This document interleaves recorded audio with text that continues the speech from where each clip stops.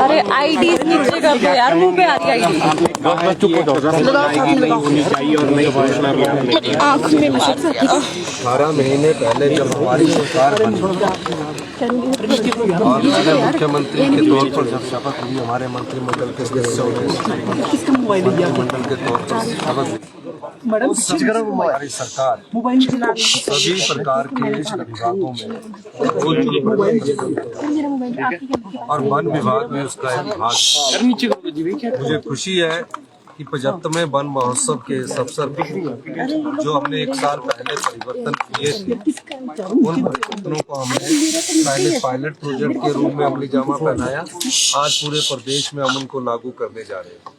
क्या थे ये परिवर्तन? अगर कहीं रेंज में सूखा पेड़ गिर जाता था, उसको हम उठा नहीं सकते थे, और कोई बरसात के समय भारी तबाही आपदा के समय हुई, पेड़ सड़कों पर गिर गए, उसकी परमिशन को समय लग जाता था। जंगलों में, गांव के जंगलों में हजारों पेड़ गिर जाते थे।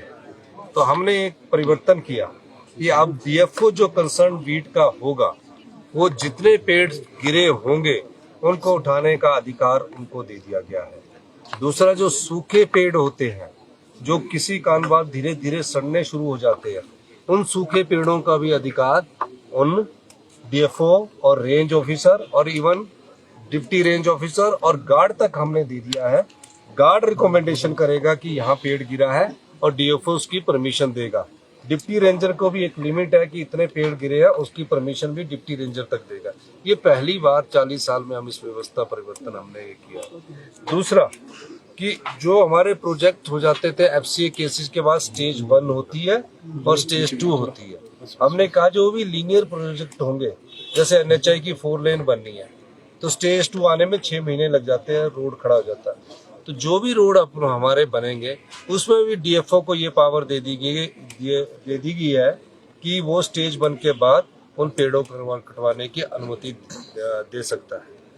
तीसरा, जो महिला मंडल है, अगली बार उनको हम उनकी जो फॉरेस्ट बीट होगी, उसका कोई एक भाग उन महिला मंडल को फलदार पौधे उगाने के लिए हम देना चाहते हैं, और फलदार पौधे उगाने के बदले उन्हें पैसे मिलेंगे और उनकी सुरक्षा करने के लिए भी उन्हें पैसे मिलेंगे। इस प्रकार की नीति बनाने की हम अगले साल से सोच रहे हैं। चौथा, हम आज ही फैसला कर लेंगे जनवरी महीने तक कि किन किन बीटों में हमने कौन कौन से पेड़ लगाने हैं।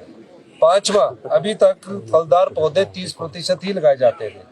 हमने फैसला किया है कि अगले 1 और 2 साल में 60% फलदार पौधे उस जिला की ज्योग्राफिकली के हिसाब से जंगलों में लगा दिए जाएंगे, ताकि जैसे कि शिमला जिला में कौन से फलदार पौधे होते हैं, कांगड़ा जिला में कौन से फलदार पौधे होते हैं, सोलन जिला में कौन से फलदार पौधे होते हैं, सिरमौर जिला में कौन से फलदार पौधे होते हैं, और जंगलों में जो हमारे पुराने जंगली जो फलदार पौधे होते हैं, उन सबको लगाने की हमने नीति का अनुमोदन आज किया।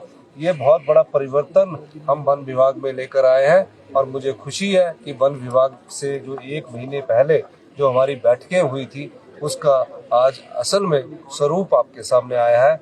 और वन विभाग के रूप में सभी जिलों से भारतीय जनता पार्टी के भी जितने विधायक हैं, सबको ये है कि सब फॉरेस्ट डिपार्टमेंट के अधिकारी 68 के 68 विधायकों के पास जाकर जिस प्रकार का वो पौधारोपण करना चाहते हैं, उस दिशा में आगे बढ़े। सर, कुल्लू में 6 लोगों का मामला सामने आया है, 6 लोग गिरफ्तार हुए हैं। क्या उस मामले में अभी अपडेट है? और कुल्लू पुलिस पर लगातार सवाल है, गौकशी का मामला है, 6 लोगों को गिरफ्तार किया गया है। कुल्लू पुलिस पर सवाल बहुत काम करेगी। निश्चित तौर पर अगर 6 लोग गिरफ्तार हुए तो किसी अपराध में हुए, तो अभी मैं पुलिस से और भी ज्यादा रिपोर्ट लूंगा। और सर, कुल्लू पुलिस पर ये सवाल उठ रहा है कि गौकशी के लगातार मामले सामने नहीं, वो अब जैसे उन्होंने 6 लोग गिरफ्तार किए, तो किसी न किसी अपराध में तो अपराध किए ना, गौकशी में ही हुए होंगे। सर, दिल्ली आप गए थे, क्या आप बैठ राहुल गांधी से भी आप मिले हैं सर, खड़गे जी से भी आप मिले हैं, क्या चर्चा हुई है संगठन को लेकर, सरकार को लेकर? चर्चा में मीडिया में थोड़ी बताना है, उसका तो परिणाम बताना ना आपको, तो आपको मीडिया में बताना तो परिणाम कितने महीने में सर? हाँ जी, परिणाम कितने महीने में आएगा जो मीटिंग हुई?